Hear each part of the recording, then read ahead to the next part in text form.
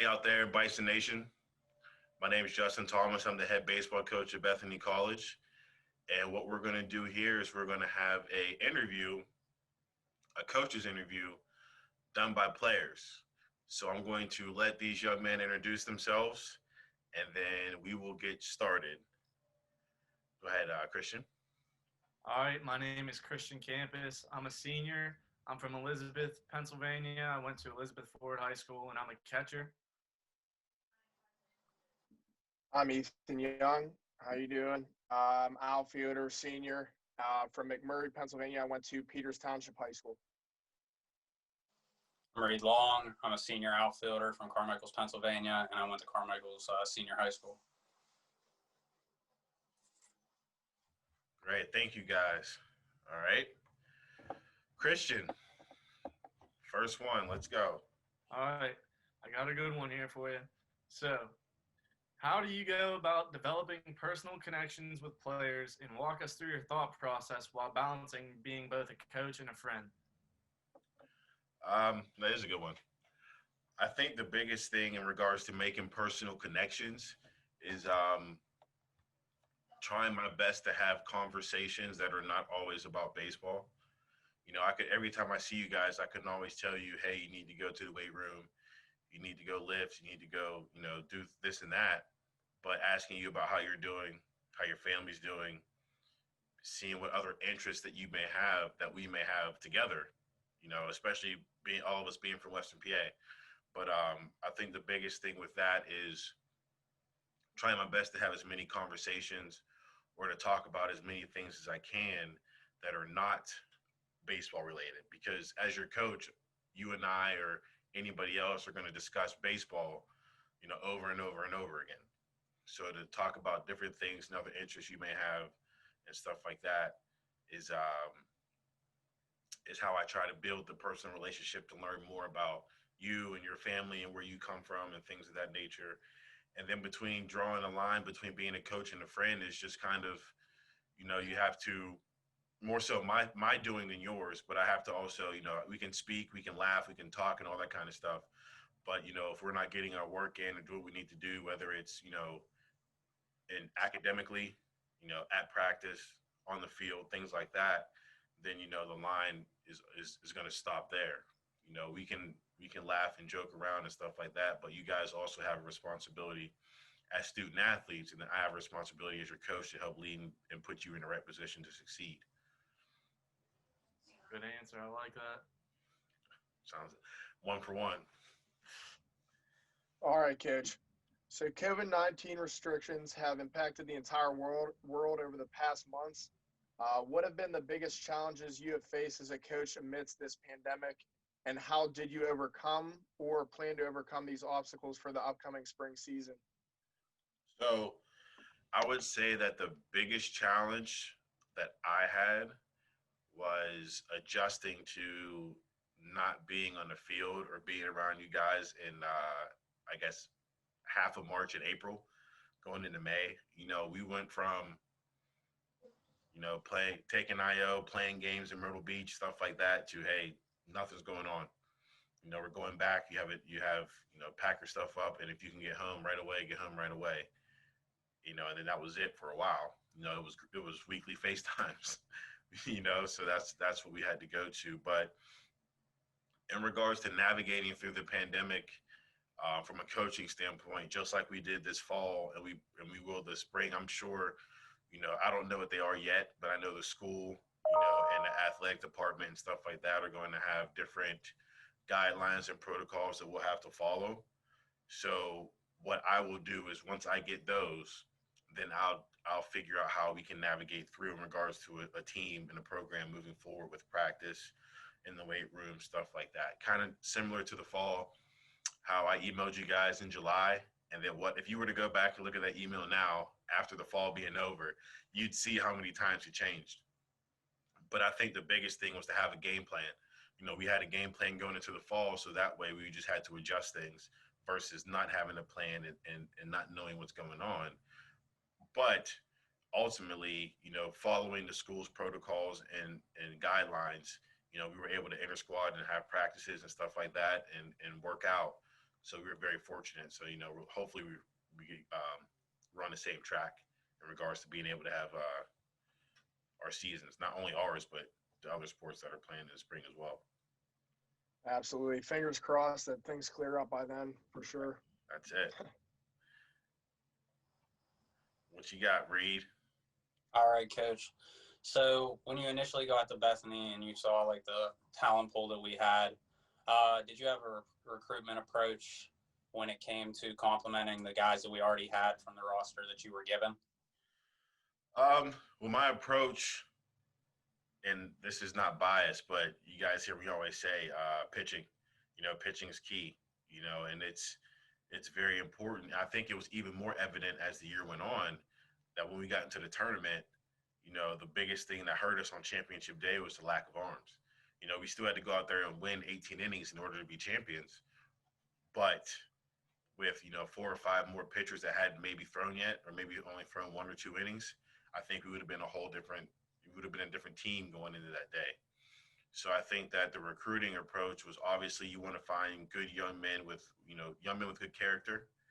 You want to find good students, but you also want to find certain positions and certain skill sets. So you definitely was looking for pitchers, as well as having two-way players, guys that pitch and guys that can play the field, and then guys that can play numerous positions.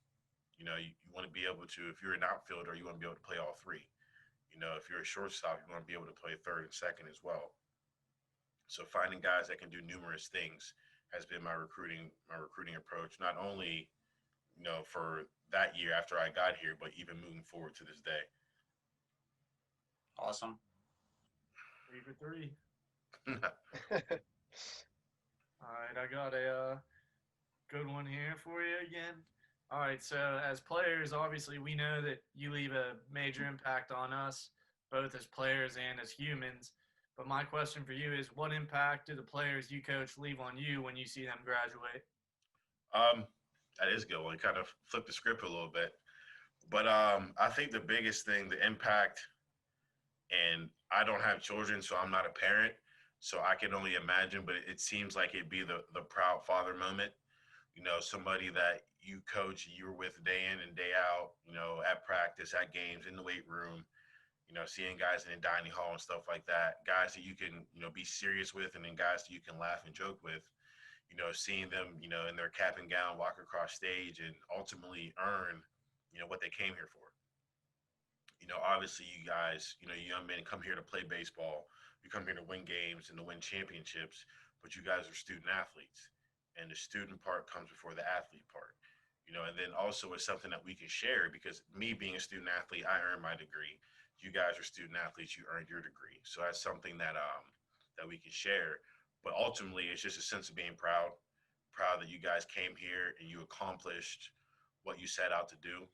And it speaks a lot to your character, to your discipline, and to your determination. Because as you guys know, as seniors, there's some people that come in whenever you come in or come in after you that aren't doing what you guys are still doing. So the discipline, the determination, that you guys have to set forward and get that degree, is important. So that I think the impact would just be a sense of being proud and what you all accomplished, similar to what I'm sure your parents would probably feel, parents and family members. Good answer. Hopefully, we're taking cap and gown pictures earlier in the day again, so that we have a championship game to play. That's it. I'll see you at the gates at 8:30 in the morning. Yes, sir. Cap and gown uniform. That's assuming we're graduating, right? Hey, I got your guys' grades. You guys are in really good shape. Perfect. Thank goodness. one more semester. But kind of bouncing off of Reed's first question, how do you plan on running effective full team practices, assuming we can have full team practices, with our increased roster size due to last year's seniors having the ability to come back for their 5th years? That's a good question too. Definitely, using the rec, to our facilities to the best of our ability, using the space to the best of our ability. But what we'll have to do is within the protocols, kind of like what I had said for a previous question, within the protocols, figuring out how to navigate so we can be effective as best as we can. Do we have to go in smaller groups again? for 45, 50 minutes, and then, line change like hockey. 20 guys leave, 20 guys come in, split up in groups of 5 or 6, and go from there, face coverings and things like that. And then maybe we can ease ourselves back into being in larger groups. Whatever the protocols are, that's what we're going to follow. And then within that, we'll figure out how to navigate to our to practice. But what helps is not only you three young men, but we have a lot of seniors. So we have a lot of guys that have been here, a lot of guys that have done it, and especially from what I saw in the weight room this fall, a lot of the younger guys attaching themselves with the older guys in the weight room. That could possibly be some of the case in the during practice time. So I think that once we figure out the protocols and how to navigate through that, there could be some shared responsibility within that, with our seniors, which after the fall, I'm more than confident that that won't be an issue at all. But I would love to have all of you guys in there at one time at about 5:45 in the morning. Ooh. well, if it splits up into groups, I call the latest group. I knew you would, especially after your text the other day at 8 o'clock. Yeah, that was brutal. And that's what, 3 hours later. Oh, you be done. Yeah.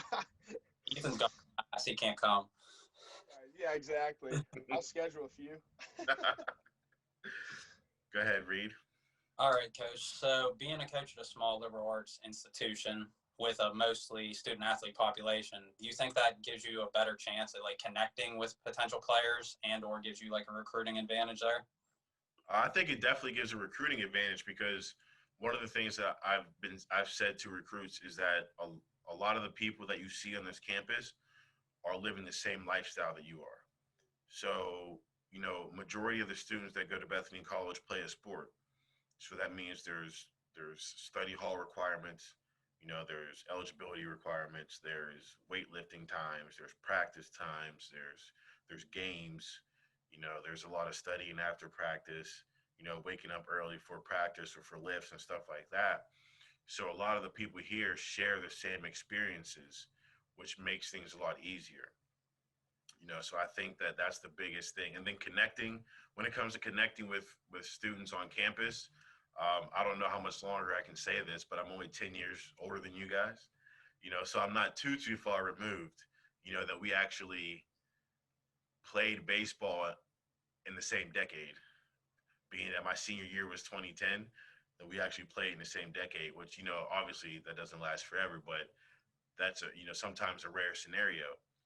So being able to, I see a lot of our student athletes or students on social media, and stuff like that. And I interact with them sometimes on social media, so that's a way for it too. And then, in the CAF or seeing around campus and stuff like that, going to their sporting events. So I think it all helps. It all makes a difference in the grand scheme of things, during the students' 4-year journey on campus. Of course. Yeah, I know that was the big thing for me, especially with our student pop when I first got here, being able to relate to everybody else, no matter what the sport, because a majority of us do. So I imagine that would help. Yeah. I mean, if you have 20 people in your class, you're looking at, 12, 13, 14 of them playing sport, so they have the same challenges you have as, studying late, getting up early to lift, and, eating real quick in the calf because you got to go to a meeting with your coach or whatever the situation may be. And I think that sharing that with other people makes it a little bit easier to know that almost every direction you turn, somebody is sharing the same experience as you. Yep. All right, I got another one here for you. So in college baseball, there isn't a lot of minority coaches. So what message do you have to the young kids or even adults that see you as a role model or an inspiration for helping pave the way for more minority representation among coaching staffs? Man, that's a really good one. I think the biggest thing is, if anybody was going to, I guess, look at me as a role model for being a minority in baseball, or want some type of words of wisdom or anything like that, the only thing that I could tell them is to be encouraged. Don't be discouraged whenever you look around and you see people that don't look like you. You know, it's very cliche, but it's very real to say you want to turn every negative to a positive as best as you can, right? So you can feel discouraged when you look around a room or a field or what have you, and there's not a lot of people that look like you. Or you can turn it around and say everybody's looking at me because they want to know why I'm still here. So I think that not only on campus, but whenever we leave campus, whenever we go other places, is that somebody is out there is always watching. So there could be somebody else that says, man, I want to be like you when I grow up. I'll tell first thing I'll tell them is I want you to be better than me. So I want you to be better than what I've done, what I accomplished. But to not be discouraged, be encouraged, and keep going. As you climb the ladder, there's less minorities that play baseball. Well, I'll use Western Pennsylvania for example, or this Ohio Valley region where school is. I know we're all from Western PA. There's not a lot of minorities that play. So you can look around and say, "There's nobody here like me, so I'm going to do something else," or you can stick with it. And I think that sticking with it, making a difference, you're gonna shine light on somebody else, and then it's partially your responsibility to shine that light on someone else. So then the train can continue to move, and then other people have done it for me. So then it's my job to do it for them.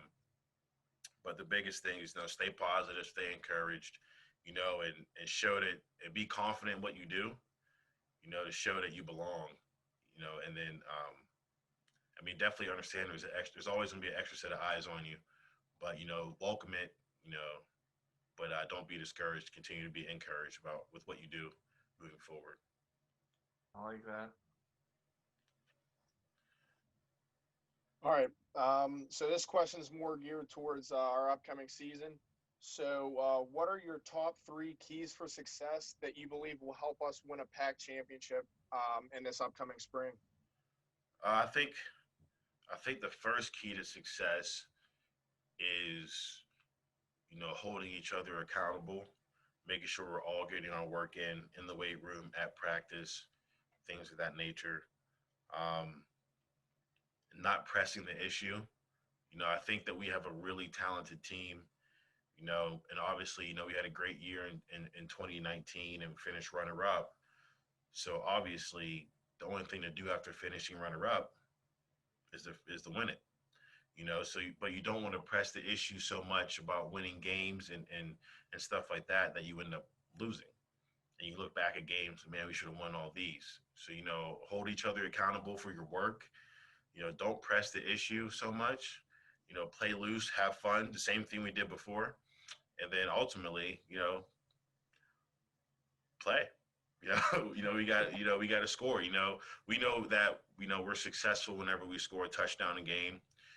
Pitchers have to do their job. Our pitching staff is younger, and our lineup is older.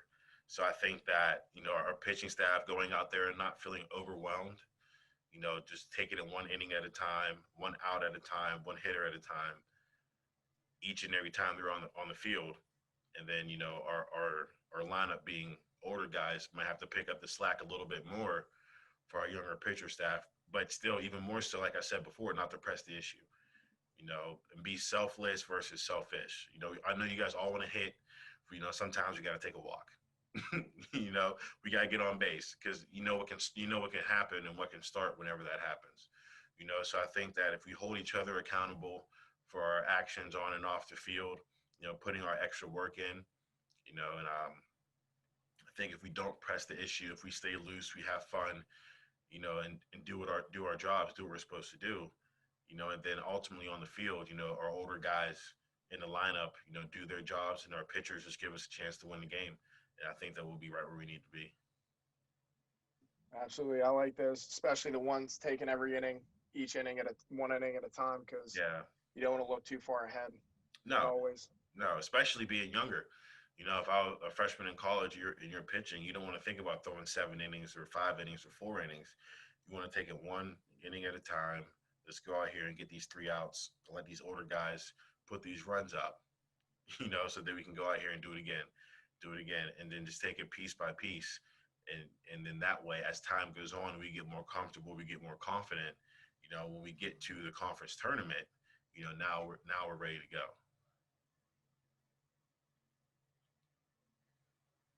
What you got, Reed? All right, Coach. So, what have you learned about yourself at Bethany that you didn't know about yourself as an individual or a coach at your prior institutions or any of your summer league stops? One thing I learned in my time that I've been at Bethany about myself is it's a little bit intertwined with my answer to Christian's question, is to be confident in what you do and show that you belong. So coaching is something that I've always loved. Well, I've always loved the game of baseball. I love playing. And then that time period has come to an end. And now I'm on the coaching side of things, and I've always loved the game of baseball. But just because I love coaching doesn't mean I may not be good at it or may not have success at it. So now that over the time period that I've been a coach, I've been fortunate enough to be an assistant for 2 years within a really good program. I was able to take over a head coaching position um, and be a part of rebuilding a program. And then getting to Bethany and seeing that the program was established and it kind of just maybe needed to go a different direction. And I was fortunate enough to be that person to do that. And I think what I learned about myself is that, sometimes as a coach that I've experienced personally is, sometimes you look in the mirror and you're like, man, do I really belong here? Can I really do this? And then having the year that we had and the experiences, in the dugout, at practice, in the weight room, all that kind of stuff, I could take a step back and say to myself, hey, you can do this. So that second guessing, is less now. The confidence is higher. So I think that one thing I learned about myself is, to continue to be confident in what I do, trust what I do, and ultimately put you guys the best that I can in positions to succeed. And that usually leads to the confidence being higher and ultimate team success.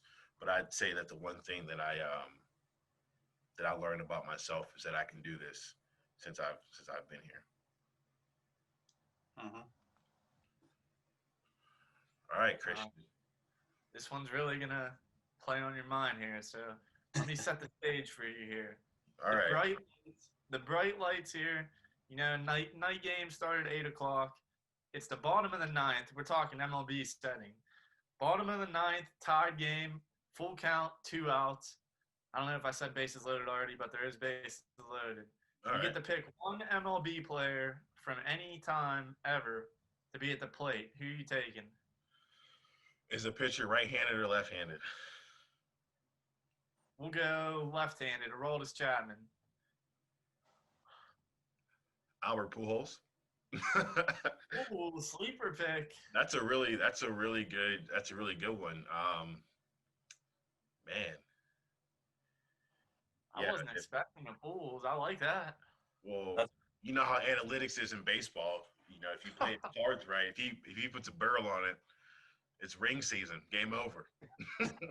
Yeah. But, man, that's a good question. If I could pick one person to be at the plate, honestly, my first answer is Pujols. I would like to retract that statement, and I'd probably say Tony Gwynn. Ooh. Because chances are he's not going to strike out. That's true. So that's gonna make the defense make a play at least. And so I have a chance. But it's 2 outs. With 1 out, I'd say Pujols. 2 outs, I'd say Tony Gwynn. All right, I like those answers. You better hope Pujols doesn't. If there's 1 out there and Pujols is up there, you better hope he doesn't hit into a ham and eggs. Oh, that'd be no, ham and eggs, man. Oh man, it's the only time you don't want that is whenever you're on offense. All right, Ethan, you're up. All right. So we know you don't sleep at all. I don't think ever, but especially not before games. But do you have any other strange pregame rituals or superstitions? And if so, what are they? I knew this question was coming. So I don't have any any real superstitions or pregame rituals. I will say that they always say that feeling anxious and feeling nervous is the same feeling sometimes. But if I do feel a little more anxious than normal, I usually text my mom. I don't tell her that. But I was like, hey, mom, what's going on? She's like, oh, nothing. But hey, I got a game today. She's like, all right, good luck. And I'm like, all right, feel better. But but one thing I've always done since college is if I'm doing something that day, like before the game, I have to try and do as many good deeds as possible because I feel like if I don't, then that's why we'll lose. So, like, take that scenario that Christian gave. So imagine I'm walking out of Chambers with a breakfast sandwich, and then there's an older person walking up the steps, and I don't hold the door. Take his scenario, we lose. And then my first thought will be like, if I would have just held the door for a couple more seconds, that blooper would have dropped and we would have won. Okay. You know what I So mean? the two things, yeah. So it's motherly presence, always calming, and Always. then putting Doing a good good deed. juju in your corner. Yeah. That's okay. it. That's it. The good That's good. deed. I like that. Good deed. So when that stuff happens, I'll be in the dugout. I'm like, yeah, see, well, somebody was 50 cents short on their purchase, and I picked it up. So that's why that blue single dropped, and that's why we won. That's just how it works. Yeah, absolutely. That's how it works. That's a good one. I like that. All right, Coach. So I'm kind of going off of Ethan's a little bit too. So like the whole time that you've played baseball, what is the weirdest thing that you've like had a teammate do to get ready for a game? Like before a game, like going to the park, period. Like little league all the way up to college. I can't think of anything. That's a good one. The only thing I can think of is I had a teammate of mine in college, junior year, didn't wash his sock the second half of the year. That's interesting. He didn't wash his socks the second half of the year. Oh. He was our 9 hitter. He was our DH, and he hit I think like 379. He was honorable mention or third team All-American going into his senior year. But come to find out after the season, he said that like the second half of the year he didn't wash his socks. Out of all the clothing things he could have picked to not wash, he picks his socks. and he wore his pants up, so his socks were showing. Oh. And then Slippery Rock just redid their field as turf, but it was a natural field. So imagine hitting 2 doubles that day, and and scoring on a single, and the amount of sliding that you do during a double header, and it's just no, I'm not going to wash them. Imagine putting them back on the next day or the next several days. Oh, they're stiff. That'd be terrible. Terrible. I don't know if there's enough Febreze in the world to take care of that. No. But, and then again, he was a third-team All-American, so that might be worth smelling bad a little bit in your sock. All right, I got one here for you. So they're making a documentary about your life. You got to make a title for it, and what actor is playing you in it? Whew. Man, the actor that's playing me as a kid is going to be Little Terrio. I don't know if you remember who he is, but he's playing me as a kid because that's how big I was. As an adult, I'll probably say, does it have to be an actor or can it be anybody to play me as an adult? We'll go with anyone. Oh, Byron Leftwich for sure. Because I've been told that we look alike. Yeah, he has a cannon for an arm, so that'll work. But the title would be, oh man. We might have to make this into a movie. It's going to turn into one. Yeah, seriously. I don't know what the title would be.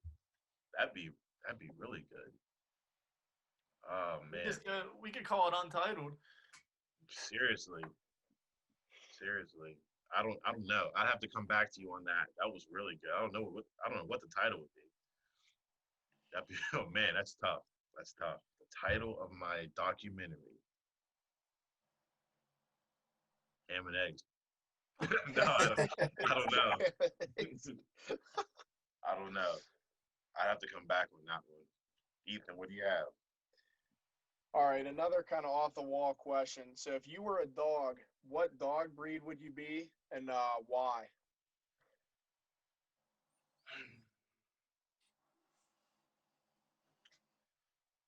Uh,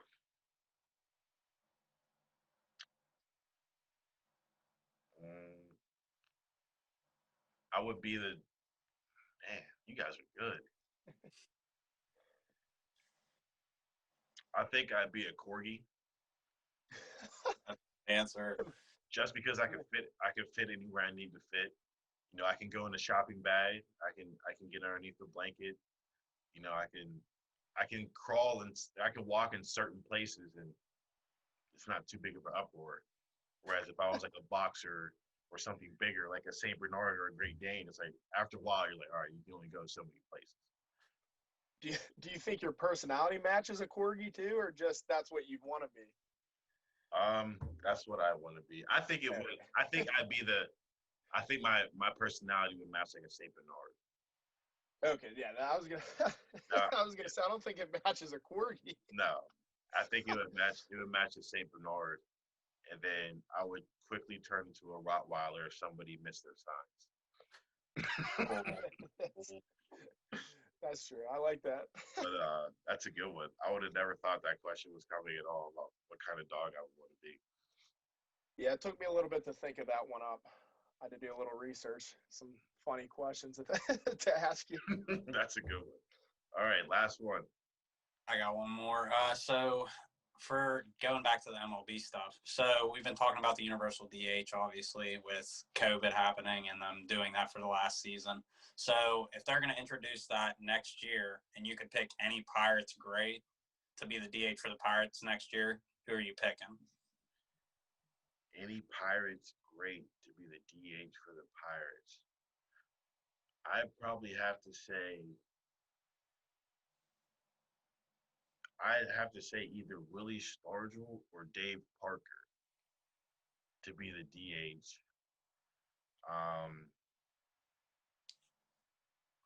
I'm not sure if either of them were switch hitters. I know they both hit lefty.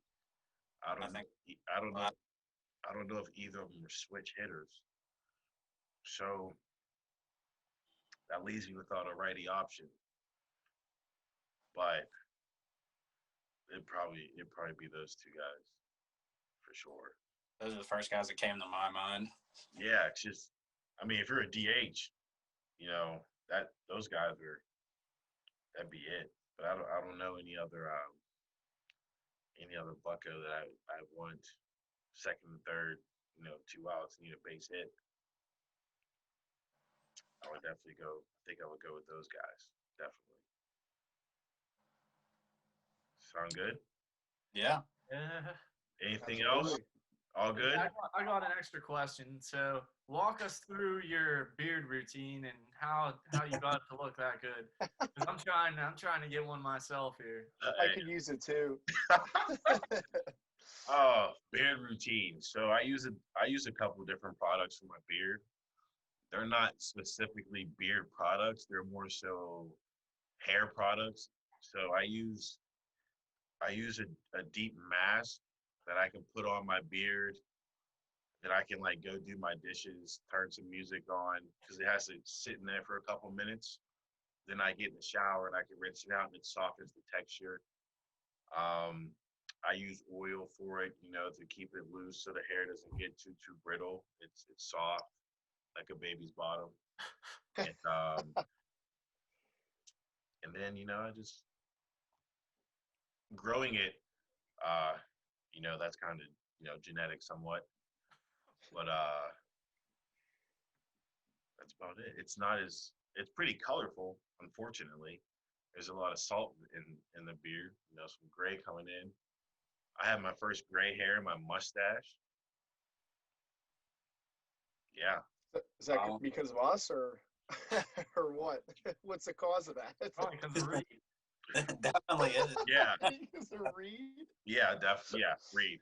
I'm the No, but No, it's definitely not because of you guys. But the Visine, constantly buying Visine and having bags on the rise. Since I don't sleep, That's true. Yeah. so I gotta You gotta catch up on your Z's to get that gray out of there. I'll something, do it. something. I've been very gracious of not, blessing the group chat at 4 o'clock in the morning. But spring is right around the corner, so it'll be coming. Speaking of that, if for because New Year's is coming up, would you ever give up the alert symbols for a New Year's resolution or no? In the I group can't. chat. I Can't do can't. it? I can't now. And the reason why I can't do it is because I forget who it was, but somebody said, Coach put a bunch of stuff in the group chat, but I only read the stuff that has the alert symbols. So now I know. I was definitely So mad. yep. It probably was. I was definitely mad. So now I know if I have something to say that's very important that all you guys need to read, alert, alert. There you go. But maybe I'll be more timely with my messages this year. Maybe that'll be my New Year's resolution. I'll be more timely with my group chat messages. Just send it when we're all awake, at least. Yeah, that'll work. Ethan, is that the home run chain? Not yeah, quite. I wish. Donnie still has it. That's it. Freddie franchise. The He's not franchise. giving it back. Who else should have the home run No chain one's but the giving it. franchise? All right, guys, thank you for your time. I Thank you. appreciate it. Be well, stay safe, and happy holidays to you and your family. Appreciate it, Coach. Appreciate it, Holidays, Coach. guys. Stay All right. safe. I'll see you guys later. Yes, sir. Later.